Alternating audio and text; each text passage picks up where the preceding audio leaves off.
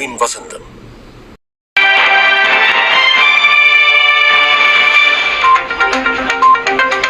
வணக்கம்.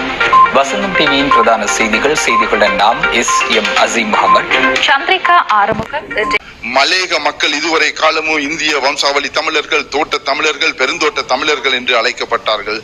ஆனால் தேசிய மக்கள் சக்தியினுடைய ஆட்சியிலே அவர்கள் மலேக மக்கள் அல்லது மலேக தமிழர்கள் என்று அழகாக தெளிவாக அழைக்கப்படுவார்கள். அந்த அடையாளம் அவர்களை இந்த நாட்டிலே சமத்துவ பிரஜைகள்